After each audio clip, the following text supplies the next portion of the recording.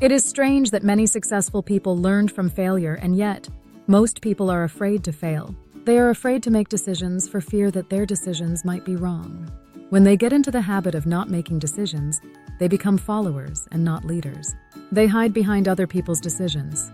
Asians are more submissive and willing to follow leaders, even bad ones. When I studied in New Zealand and the lecturer asked a question, no Asian student dared to put up their hands. Many New Zealand students raised their hands. Later, I found out that many of the New Zealand students, who often raised their hands, failed in the exams, while the silent Asian students got top marks. Asian students are afraid to answer unless they are 100% correct. New Zealand students will answer if they think that they are 10% correct. In Europe and America, students are encouraged to speak out, to be confident and talk, while Asians are shy and dare not speak. In Singapore, we employ Americans, Australians, and Europeans, not because they are clever, experienced, or skilled, but because they appear to be cleverer. If you keep quiet, no one will know if you are clever or stupid. Even if you are a genius, no one will promote you if you keep quiet. The world is getting more cosmopolitan, which means we have many different nationalities working together in the same company. OCBC is Singapore's second largest bank and the chief executive office. An American called David Connor retired after 10 years. He was replaced by an executive from Hong Kong. We have a Singapore bank, but the top job did not go to a Singaporean. The top executive of DBS Bank, the largest bank in Singapore, is Piyush Gupta, an Indian who became a Singapore permanent resident. Before Mr. Gupta, the CEO was an American, Richard Stanley. Singaporeans did not get the top job because they are too quiet, because they lacked the confidence to make decisions. I always scold my staff for saying yes, but. They would suggest doing one thing, then add a but, which says can't do it. It is like saying, I like to buy myself a new dress, but I don't want to spend so much money. The result is no decision. In this example, it is good because you save money for not buying a dress. However, in work, making no decision can be bad because no decision is also a decision, not to make a decision. A supervisor will say Mr. Lim is lazy, but then we don't have enough staff. So Mr. Lim, the lazy person, remains employed in the company. Another person will say the computer is no good, but it is cheap.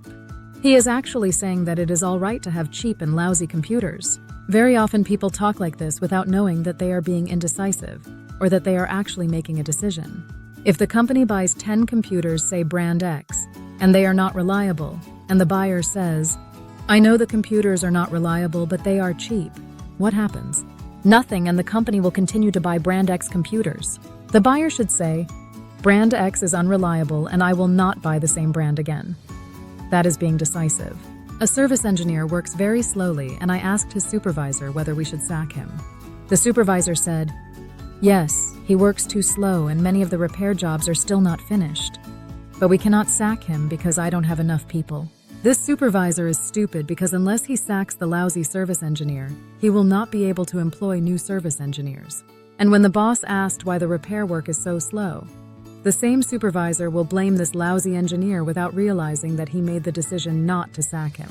Indecisive people prefer the status quo rather than to make decisions. Indecisiveness is a habit that we learned from young. When we do something wrong, our parents scold us, saying why we are so stupid to make the mistake. Thus, from young, we are conditioned not to make mistakes. Parents don't explain to us why we should not do this and that. They just shout and tell us not to do this and that. Good parents will allow their children to fail so that they learn from their failures. Let a child touch a hot pot and burn his finger, and he will never touch a hot pot again. If you scold him and he will never know that he can get burned by touching the hot pot, he will always want to touch it. I see the girls in Hope Village afraid to speak English to visitors because their English is not good. By not practicing and speaking to visitors, they will never be able to improve their English. The boys can speak English better because they are not afraid to speak to visitors. Fear of failure is why many people are not successful. They are too afraid to try. Because of this fear, they end up learning few things. When someone wants to teach how to cook, instead of joining and learning, he thinks he will not be able to cook, so why bother to learn? When someone wants to teach how to paint with the fingers, he thinks he cannot draw, so he does not join in the class. Some children in Hope Village are like that. When visitors come to teach them, instead of rushing to learn, they run away. How stupid! And when you don't learn, how can you know what talents you have? And if you don't know and use your talent, how can you live a happy life? It is not just earning money, but doing what you are good at is very satisfying. I always encourage everyone to have a hobby, doing things you like. I enjoy doing magic tricks, reading books, learn new software on computers, flying a remote control helicopter, investing in shares and properties, learning about ancient civilizations like the Romans, Mayans, and Incas, travel, photography, cooking, dogs, and others. Life is so rich when you have hobbies. But all hobbyists start by learning. When I first performed my magic trick, I made mistakes and people laughed at me. However, if you don't start practicing and doing tricks in front of people, you will never learn. If you are afraid that people will laugh at you, then you will never ever be able to be a good magician. In fact, you will never be good at anything, or what we say in English is good for nothing. Don't be afraid to fail. Don't be afraid to talk and make decisions. If you make the wrong decision and people laughed at you, think why you are wrong so that next time, you don't make the same mistake again. The person who makes the same mistake over and over again is a fool. Make mistakes, but make new mistakes and not the same old mistakes. You will find that you can never be right all the time.